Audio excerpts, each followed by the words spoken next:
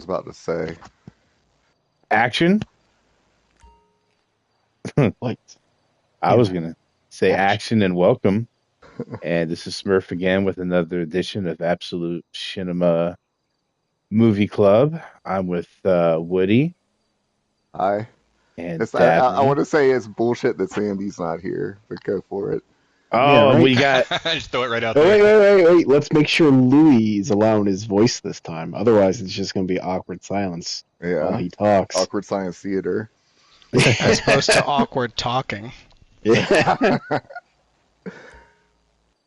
Yeah, we're doing It's the already thing started, thing. we dude. literally just started. just What's started. up? You're the second guest to be introduced.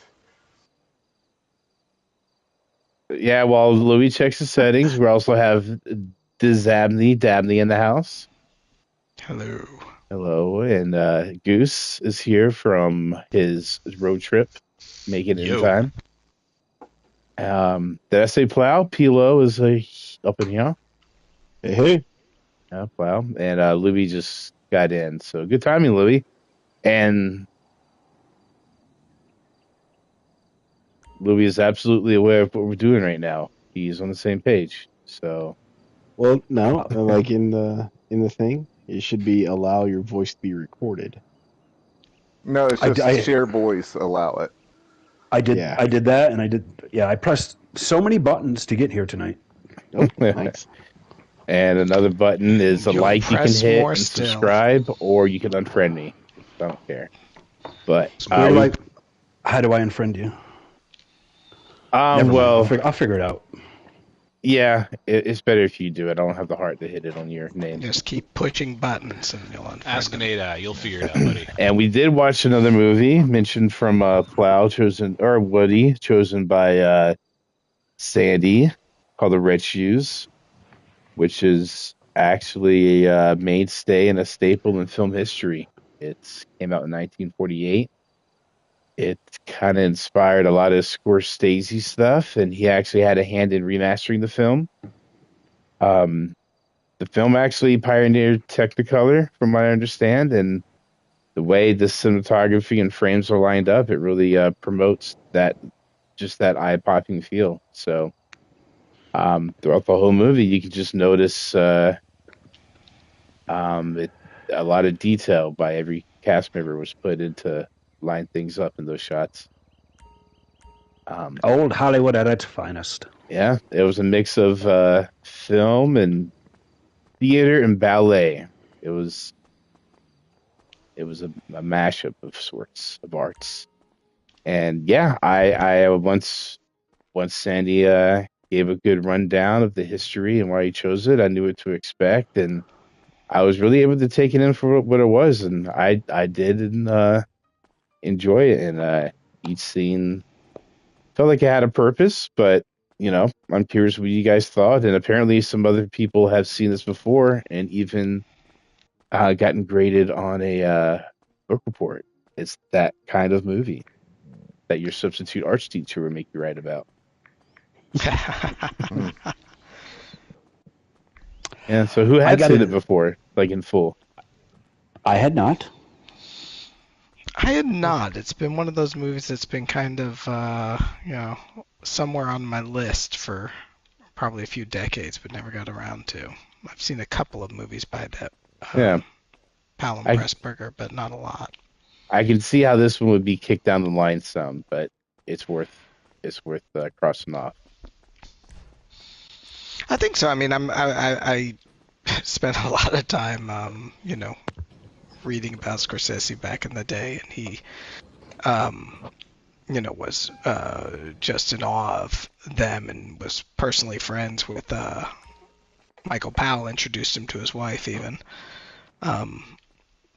But What were some of the attributes that he really admired about? What was the stuff that he admired about it? I'm glad you asked. He was very inspired. There's references to it actually in Raging Bull, the technique, Yeah, some jump cuts. the swish pans that he are used for the point of view when she's dancing. A lot of the use of color he found very. But while I don't remember him mentioning this because it's been a while since I read the Scorsese on Scorsese book. One thing that I think you do see that's interesting is the way the film kind of, for the most part, it plays out as a behind the scenes until it gets to the actual Red Shoes ballet. And then all of a sudden, it's not a filming of a performance of the Red Shoes. It's an adaptation of an opera being, I'm sorry, a ballet being performed, by which I mean there's lots of things in that sequence that, would be impossible to actually do. Yeah, it was almost like a dream There's- sequence. He thought. Yeah, kicked off. exactly. The way the sets are portrayed are not what are not the the sets that that you see in the scene. So it's the way he just kind of breaks into surrealism. If you see some of Scorsese's kind of earlier films where he gets a little experimental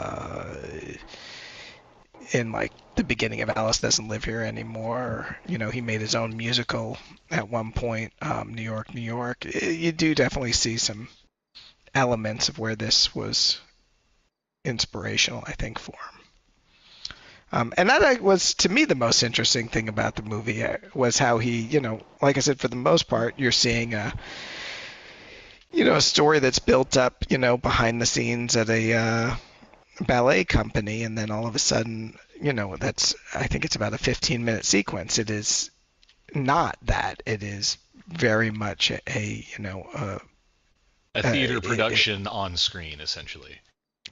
Yeah, but it like I said, it adapts. It makes it it's filming the idea of the Red Shoes. It's not actually showing what would be a performance. You could not literally jump into a pair of shoes, and change your shoes. And there were some transformations, like there was a newspaper and a newspaper man, and right. Well, the so basis of the movie. Yeah. I was gonna say, like, that whole 15-minute sequence where it's focusing on everything, right? It just turns it kind of like almost surreal, right?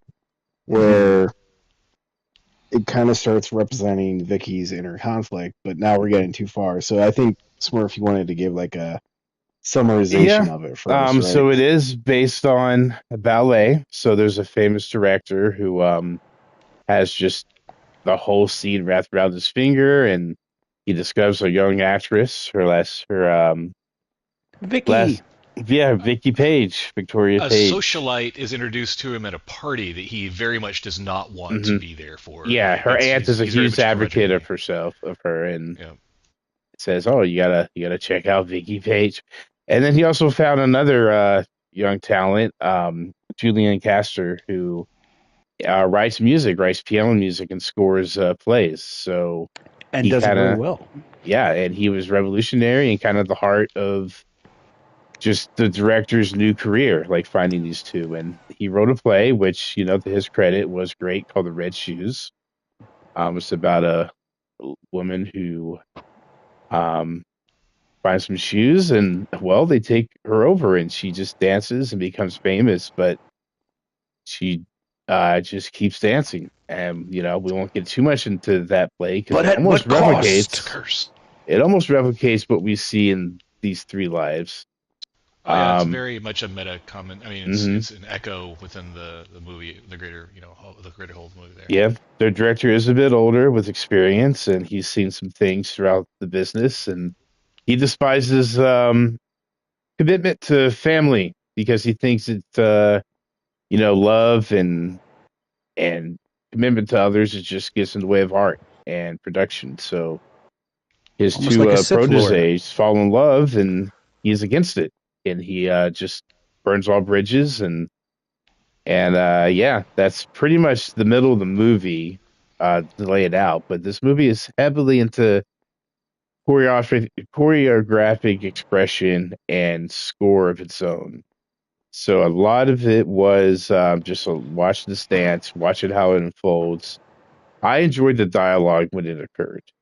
The dancing wasn't bad, but the dialogue was smooth and quaint, and it It wasn't so dated. It's not like Shakespearean, but they had some cut downs, some really slight. This dude got called like a handsome brute because he's like a talented asshole, to put it moderately. Well, so it's kind of funny, right? You mentioned that there's not a whole lot of dialogue and things like that because the lead actress was actually a ballerina and she Yep. wasn't a film Right. star. Uh-huh. So That's I true. think that heavily tied to that. Don't give her too Much much. like That's, in that's Rocky probably why. Tommy Morrison was a boxer, not an actor, but very much like that. Rocky Page, the shadow boxer. Mm-hmm. But it does give it an interesting dilemma because most of the actors who are playing ballet dancers clearly are very accomplished ballet dancers, Yep. and versus being trained as actors. Oh boy, there was so much gay coding in the theater aspects of that, though, especially with like the ballet teacher and a Yeah, few of the I others. liked him. I mean, He if you earned his respect, he was like focused on you. and he was a good teacher or trainer for it. Yeah. Yeah, but yeah, there was some dated good. stuff in there. Speaking of dated, and I don't want to get too ahead of it, but my wife had some very strong feelings about the movie. She watched I it with imagine me. because what'd you say? Well, the denouement, if you will, she was not a fan of. It was pretty clear, right, that they're telegraphing. Okay, obviously the Red Shoes is the story that we're gonna see. But she really was not pleased that somehow what destroyed this woman was the fact that one guy said you can only have your art and the other guy said you can only have me, and the idea the dichotomy of a woman's there's life. These two fucking dudes telling her, choose. That is a major criticism because this main character and in the Red Shoes has to choose between love and life and art and a career. It's heavily coded in that way, and it does have its criticism. But I also heard counterpoint. For example, the guy points it shines out a light on it too of that that ridiculous notion of like anyone's life, but mainly women. Right, well, her husband was, of course, able to continue to compose. That wasn't. In fact, he got to go and do other things, but for some reason, that wasn't an option for her. True. Yeah, that was, and then she couldn't do it on her own unless she did go to another man. So that could be something. Yeah, it rubbed my wife. That aspect of it, she admired filmmaking and. I agree, but I think now it does open the dialogue of it to shine a light on how ridiculous it actually is. How it is a tragedy when people do think that way. Yes. She does go back and try to dance for that guy again, but in the play The Red Shoes, the lady dances and the shoes take over. She wants to rest and she doesn't. She can't. They take over and she dies. Happy Feet. Right. Which we should point out this is based on a Hans Christian Andersen. It is, which I was gonna there's some parallels, but in the end of this movie, it's time for her to dance. Her feet want to dance. Her heart doesn't want to. It's kind of ridiculous because she can. Her husband could just say, "I love you." Dance this one time, and we'll go home together, or like do what you want. But he's like, "If you dance, and this is we're over, and this is like your legacy." And so dramatic, and she ends up just and for some reason dancing he's wearing to him like this and very strange coat that looks like a Nazi stormtrooper. Yeah, the clothing was interesting. Like they had to throw together a lot of the colors to make that Technicolor pop, Mm-hmm. And danced the way she did. But yeah, ridiculous ending. She dances off a ledge, off a balcony, trying to it was almost as if the shoes were pulling her to the stage, but she was trying to lead them to her husband, and she fell off a balcony and got ran over by a train. The And train then, he was on. Like you do. and then at the end of the film, train they which had was been teasing touching, throughout. Yeah. it was touching that they kept the play going on, and they just had an empty spotlight where she was going to dance that night. And The show must go on. yeah, so that was cool. But for the sake of an ending, they had to end it somehow. In the Hans short story, she actually finds an executioner to chop off her legs, and she has wooden legs, and finds religion. So I think that's worse Okay. because she has to live with religion her whole life. Very Right. violent. Can you imagine how loud it must be to go to church? Just echo. Tap, tap, tap. She's got to get there early so she doesn't disturb. But yeah, I know I kind of ran down the length of the movie, but did you guys take note of any good shots or any good dialogue? It was I appreciated revolutionary. I love that old Hollywood style, the cinematography. Nowadays, things are much faster. This shot, that shot, quick editing. They took their time back then. Yeah, the pace It was was a slower rough. I gotta pace. be honest, the pace was rough. Yeah, It The was. first 40 minutes could have been done without, if I'm being Yeah, honest. I found wouldn't mind myself hitting the skip ahead 10 seconds a lot. it. The I didn't. I the- thought the. Go I'm ahead. sorry, Goose. You go. Just to finish the thought, I guess, was that they didn't mention the red shoes and the play and what brought this entire cast together. In fact, it was like the camera just kind of meandered through these socialites' lives until we get to, I'm making a new ballet, the red shoes, right? Like the asshole Yeah. speaks, and then we get. He's rightfully honestly, an asshole. From that point in the movie onward, the movie tightens up. It focuses on the lead actress, Craster, like whatever his name was, the composer. Caster. Mhm. Caster, sorry, thank you. Really starts coming to the forefront as well. Because before that, it's just like a parade of theater people. I mean, they're all kind of equally given time, and nobody's very important to that. You know what I mean? It's a slow simmer before it starts to boil. Yeah, Yeah, I it's didn't. definitely- That didn't necessarily bother me in that it was this kind of naturalistic establishing of the world of the ballet that kind of gave you that establish the milieu before you get to. So when you get to the plot, you understand a little bit about who they are, why they are, and all that. Now, So correct me it if I'm didn't necessarily bother me in the sense that I mean, there certainly were. They went to great.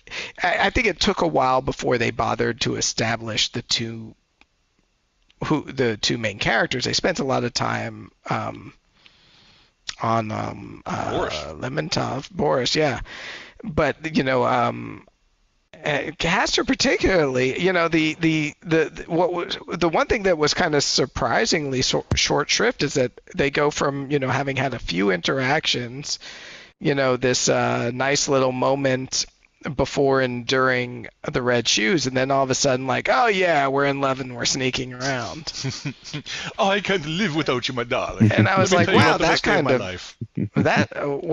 I was as surprised as any of the characters were to find out that they had gotten that serious.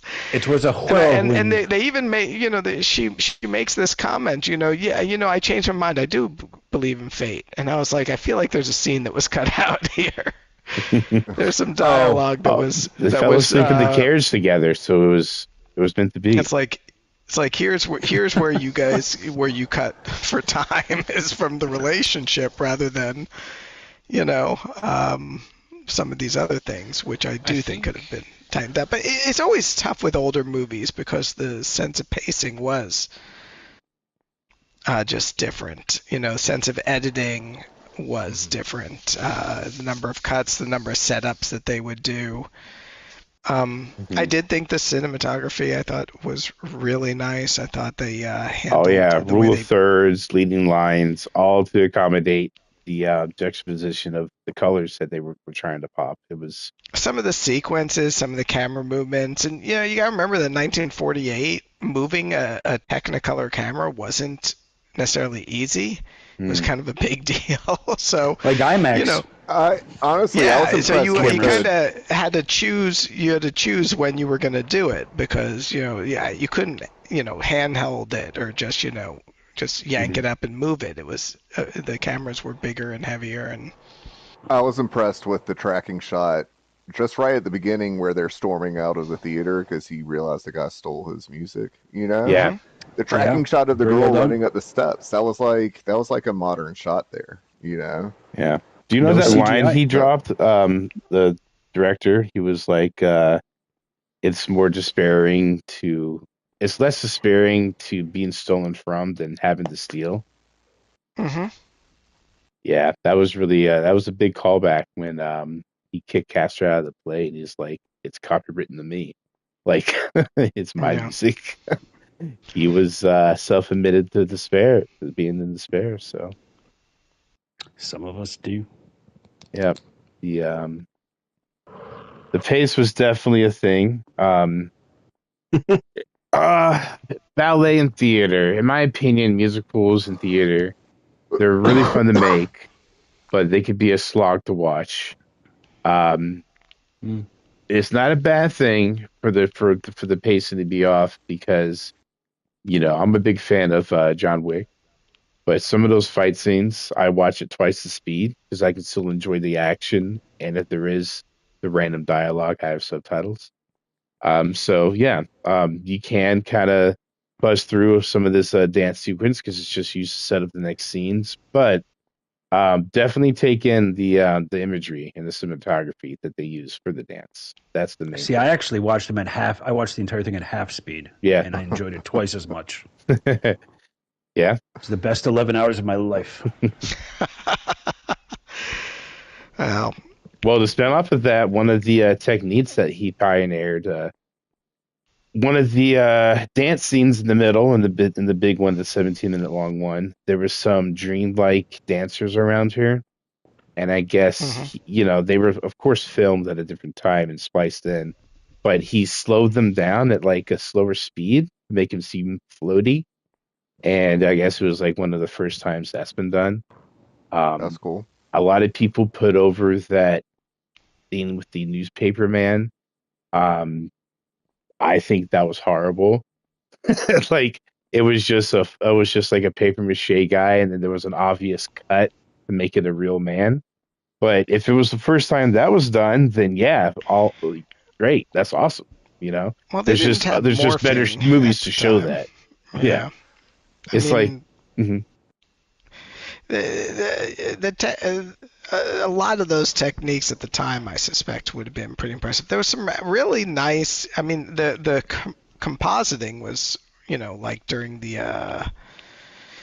dance was rudimentary and compared to modern computer compositing, but with Yeah. like the coast behind the orchestra exactly. area, Oh basically. yeah, that kind of that struck me as something really cool.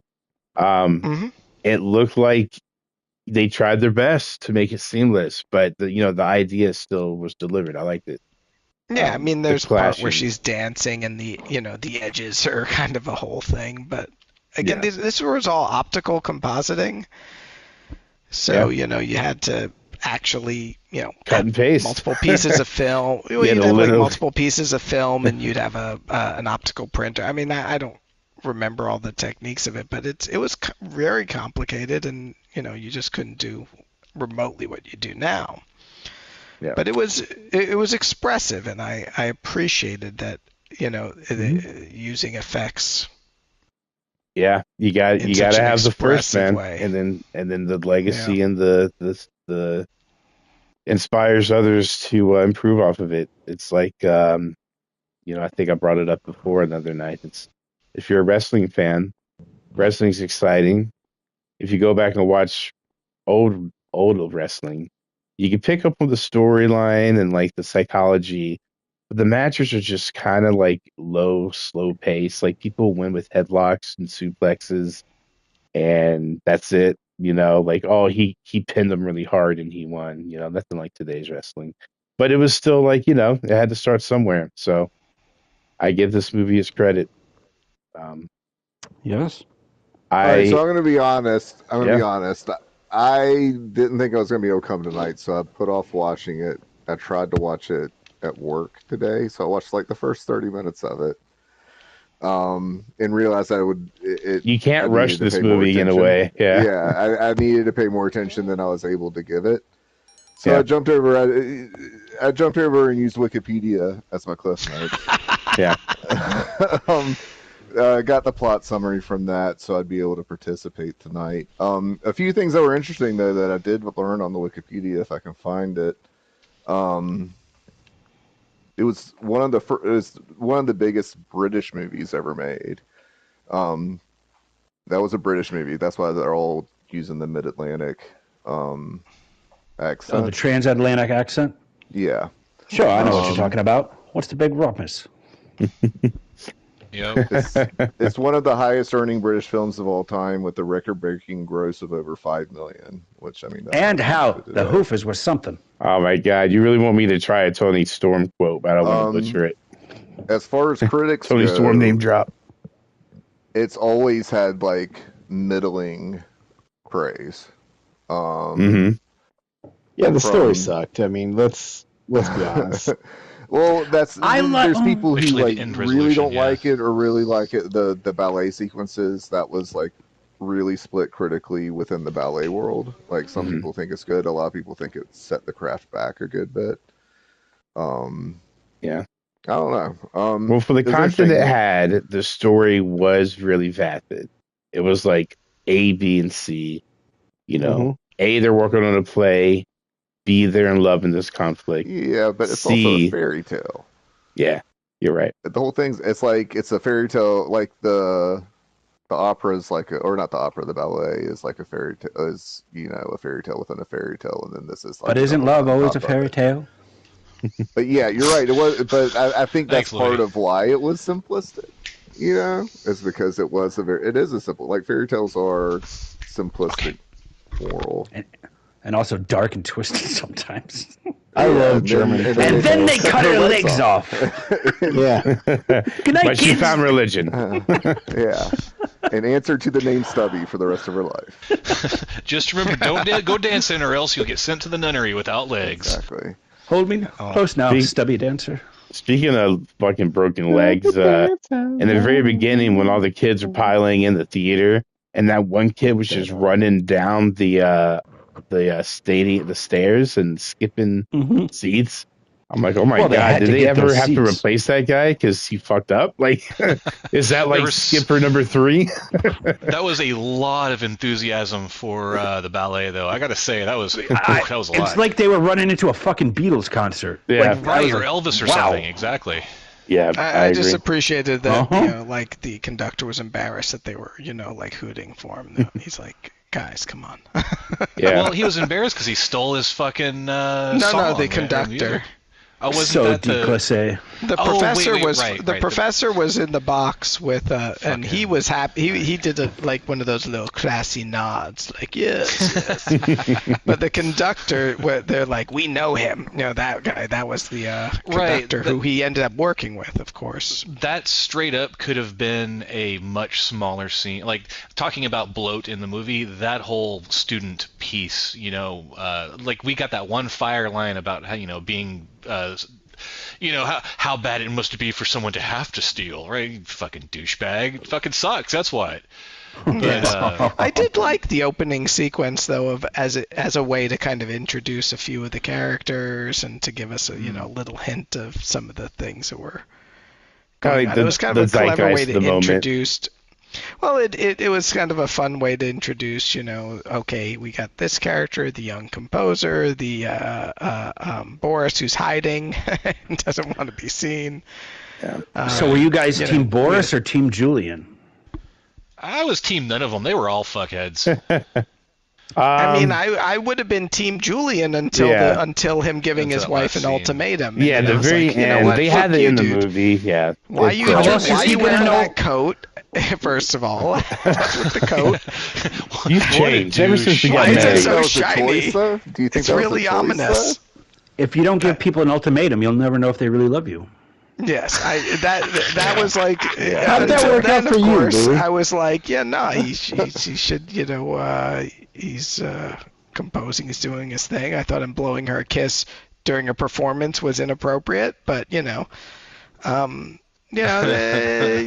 you're in love, sometimes you're a little goofy for a while. Yeah, he kind of rightly got fired for that. That was a little fucking silly.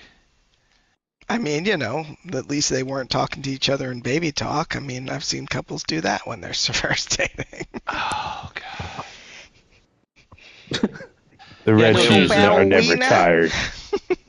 The romance part, I mean, this was kind of the basis of what was Little Mermaid essentially as well, right? Like young. Oh, yeah, Sandy said it author, also yeah. was like the grandmother to Black Swan, and there's similarities to the movie Whiplash, and Right. Yeah, definitely. I saw a lot of Whiplash in there. Yeah, Yeah. it's got a lot. I saw a quote from Powell about it, and I don't have it in front of me, but he said it's something along the lines of, for 10 years, for X number of years, we'd been told we need to die for country and patriotism and freedom, and now it's we need to die for art. So, Yeah. Well, Art I and mean, love. the best art. Choose. Jerome Powell a little really. extreme. But, Hey, I just want to say, in this day and age, sleeping in separate beds is a kink. Like, that could get some people off these days. What were you saying, Plow? I was gonna say Jerome Mr. Powell's Plow? pretty wise beyond his years when he's talking about that. Michael. Different Powell. Jerome Powell? Come on! That's You a different guys. podcast. That's a different show. More power No, I mean, to I you. thought it was an interesting take on it. But yeah, this all or nothing artistic thing, I think, is certainly a thing that other artists have addressed in their work. The idea of can you be great while having also balance? Yeah, That was my favorite part of the movie. That's why, that's what I took I away think it's from it. definitely Most- possible that in this day was and very age. interesting. Boris was a tired. shitty fairy godmother, is all I'm saying. You must dance now. You must get out on the stage and dance. You'll be famous. You will make me great. Like, Well, my favorite line that really, to me, kind of encapsulated all what he goes, "I'll do all the talking. You just dance." He said that twice. He said, "I'll do all the talking" twice. Once at the party, and then another when she came back, and when she decided that she wanted to be a dancer. Right. And it was telling, like, I don't know, controlling, and Right. it might not even be in a manly controlling way, just like the art controls him and he uses that to control others. It's all about the art and dedication to He that. became a slave Did he to the wanna art so much Did that he want to can bang her, though, is my instruct others. question. Was I there- mean, there was that repressed subtext. lust going on there? Because it felt at times that part of this was he didn't allow himself any kind of relationships because he was, because his art required 100% of him. He was yeah, in that's love. why I just didn't not- get any of that he's from in love him, with his because art. he was all reserved and kind of just, I have to eat on a schedule and I have to do this, and then we would be great for the art. However, I mean, his actions spoke a little bit differently, right? Because anytime that Castor showed up, anytime the boyfriend or the, I guess, husband showed up, he got insanely jealous, and he very quickly, like that one scene where when they first met and started trying to get all Twitter-pated in front of him, and he puts his cane between them, right, like a physical barrier. Yeah. That spoke of mountains of jealousy, like a whole flood of jealousy back And that there. wasn't he's been him with the repressing. cane. I don't even. Was that not Boris? No, with that the was cane? actually the dance teacher. How Put the fuck me The cane older between guy. her and the lead dancer, who, also, Well, see, that's the other thing giving too. Is off there were queer so vibes, many but- fucking characters that kind of looked and behaved the same. Like there were 5 different lady dancers that could I have thought been it was Michael the Caine. main character. There were three or 4 dancer / musician guys who were all just kind of. They could have been interchangeable in the script, right? Including Loverboy, frankly. Yeah. Well, I mean, ballet dancers are supposed to all look alike. I mean, that's kind of the Whoa. part of it. That wasn't helping with my face blindness, buddy. I'm just saying. You just heard me fuck that up. They're nothing more than a whirling dervish. When you see Swan Lake, it's even worse because you can combine your face blindness with bird blindness, and Just That's a whole different thing, okay? We That's don't talk offensive. about my You bird conflate blindness. those. That's racist. Yeah, Species those are or different something. make fun of your disabilities, sir. disability. Yeah, don't. That's why we have you twit. Speaking the of modern good, interesting form facts, of bird law. the lady that played Vicky, the dancer, the main one, Moira Shearer. she thought that this would kind of help her transcend ballet and help her be respected, but she was actually ostracized from the ballet world after that because all the old heads and the old Oh guard wow. were like, this is not, because I guess it opened up ballet to like a Huh. newer generation, and it pissed off the older generation, and they like ignored her work, and were all like Really? stubborn, and I've heard she that just ballet never is really just a very was accepted traditional. again. Yeah, it was. Yeah, it's Ballet such a is traditional and, community that they really struggle to yeah, like adopt anything new. yeah. But now she's one of the most memorable ballet artists because of her film work. So I know her and Yeah, Mikhail makes sense. Baryshnikov. That's it. And I only know Mikhail Baryshnikov from the Gregory Hines movie that was on HBO, White Nights. White Knights. hey, Karen, thanks for dropping in. Epic, what's up? Living Hey, some guys. lives. Getting some shout outs and ins, ups and downs. But This was a treat of a movie. I think we deserve some history. Who knows? One of these other movies we may have seen or will see will take some stuff from this. Especially we're if you not watch afraid Raging to Bull. get serious around here. Oh, who's making us watch Raisin? Oh, that was a rough thought. I'm saying if we watch Raging Bull, we'll call back to this movie. We'll Did you try to fuck my match up wife? some stuff. Yes. I want Michael to point Bell was out they had also- a really large wine bottle at the end. It was called a Nebuchadnezzar, if it was big enough. But I like saying that word, and it's a really big ass wine bottle, Nebuchadnezzar. It's a I thought biblical it was word. Well, we could always Magnum. watch the For my Matrix Magnum. sequels, and you could say What is it? Nebuchadnezzar a whole bunch. Yes. Is that the name of the The name of the ship? ship. Yeah. That's the name of one of the ships. I forgot all Not about more- not that. ship. It As a is matter the of ship fact. of the one. Yep. The desert of real. Yeah, anyone else have anything to add? Closing thoughts? I mean, Did anyone have to I- stop raising a family to propel your podcast career tonight? I'm back A though. little bit. I was there, but I had to disappear for a minute. That's right. Oh, We can that's only funny. You're podcast. living we the- cannot do The red family. shoes.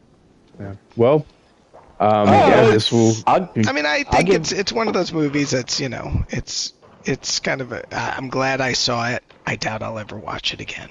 But Same. Yeah. but it was interesting, and again, I mean, if I was if I was in film school, I would find Exactly, yeah. There's definitely some really valuable things to I see. would not suggest this unless I knew the person was a femphile. Then they need to see this. Otherwise, there's probably some updated versions of these techniques and story. But yeah, it was. I really liked cool to it. see. Yeah. because not all those reasons are valid and true. Just the questions it provoked of she is pursuing her happiness, her art. She wants to master this art. She believes this will find happiness. On the other hand, she has love. What's the difference between love and happiness? What is happiness? What is love? Baby, don't hurt me. But really, can one thing fulfill you? Is the love of another enough to keep you satisfied and happy and content for the rest of your life? Some people can say yes. Or do you want the art so much that you have to forgo everything else, make yourself a slave to it? Like Boris, he completely submitted, and this is how he lives. His love is the art of what he's doing. And Yeah, that dude one does other not get person laid. will come right. between that. So, thank you. And so what real does quick, one choose? welcome Sandy. And Sandy, make sure your voice is shared. It's through the And is it possible to have party both? settings. Yeah, both. So I took a I mean, lot I away think from that. history and, would argue that there great. are people who both were married and had successful careers. Yeah, it's a tired Maybe trope. weren't the best in the world. I don't know. He was one of the all-time greats and was happily married for a very long time. You're right. Well, I thought he was married to Robert Redford. No.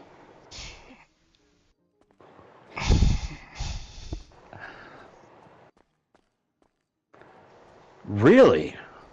Like home Wow. movies or Well, that's no? interesting because that makes me want to watch the HBO documentary Ethan Hawke made about them, about their relationship.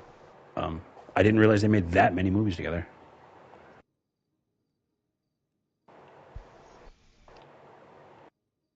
You might just be, Well, a lot of the longest lasting, when you have actor relationships, the ones who do work together, I think it probably it benefits because they spend time together. The truth is, the solution to this whole thing would have been she could have stayed if Boris wasn't such a prick and let Castor stay on board. Natasha. And then they could have worked together. Then they could have been married and still, done the work. But because he was like, no, it's impossible to do such a thing. It's like, oh well, she's got to travel the world to dance, and he's got to be, somewhere else doing his thing. Yeah. That's what was. And she's going to be issue. successful without a man. She had to go find one. Yeah. Like it was kind of. But of course, the other option would have been. I don't. My understanding is there's lots of ballet companies. I imagine she probably could have found a really good gig with one that was more local. Yeah, she was on top of her game. That didn't have a horrible curmudgeon trying to make her suicide on ballet. I know. Well, two dudes who are like saying, you can't have it all, so fuck you, lady, just die.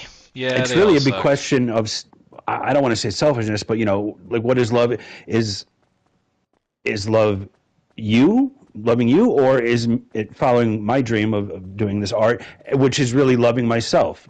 Do I put myself first or not? I don't really want to hear about your self-love. Love is right gentle. now. There is no cure. Love is patient. That's one of them. I think it helps you realize that art is a constant. What people is work love? together on it Baby, as they don't die. Hurt me. But people No do more. die, so they need to focus on their life and contribute to art as they live. But yeah, art's going to outlive us all. You shouldn't dedicate your life to it because you're not going to live. You're not going to leave. The one way you can constantly work on art is if you leave behind lineage to pick up your work, or maybe people that are fans of you and they pick up your work that way. So, but if you don't have love and all you've got is art, you can do some great shit. For example, Andy Warhol. And, yeah, if you accept it and you're not conflicted, then you just you own it. Yeah.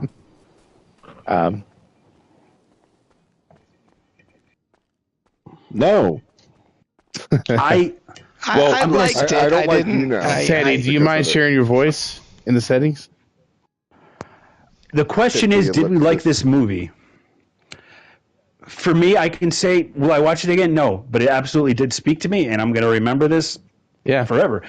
20 years earlier, I was saying I do. I'm not I going to did remember enjoy details, it. but I remember what I took from it, and that's more than you can ask of most films. Yeah, before you jumped in, Sandy, I said I wouldn't suggest it unless I knew the person was a filmophile. But I would still, because then they deserve to see it, and they shouldn't be a filmophile unless they do watch it. But I think other people, I think there's some movies, some updated TikTok. movies that can show the same techniques and the inspiration of what we just saw.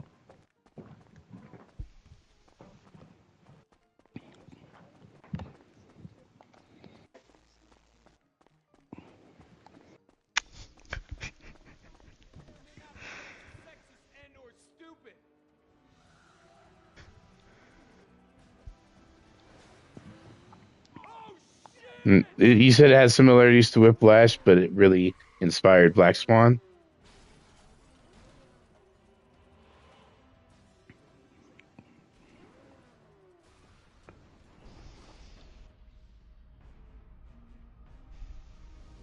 Yeah. Oh yeah, but we covered a good bit. We went over the ins and outs and how it affected the actors' lives and Scorsese's bit, and yeah, it was it's a staple of film history. So yeah, I'm gonna wrap this up in our next film. Drum roll. I don't want to hear any drums. I just like saying drum roll. Is Mr. Plow's Groundhog Day. It's gonna be a Never bit. heard of it. Well, Well, I thought we were going to do a Dubney. I watched it yesterday and the day before. And yeah, was able it's to a movie that start has a I watching watch it. it solid every I day. think I lore saw and a Animals. solid idea, and I think it It's has a similarities thing. to this in the fact that, and we'll get into it next time, but Groundhog Day's cast was heavily invested in like the lore and like how everything worked with what he was experiencing. They had a philosophical discussions to kind of decide how the script would go. And just like how this film, each cast member spent really hard to show a pristine work of art. We're gonna really enjoy Groundhog Day, and it does match up with the season. Here, So, here. everyone, thanks for joining. We will talk a lot of shit next time and bore you. But yeah, cinema or enema, you decide. Peace out.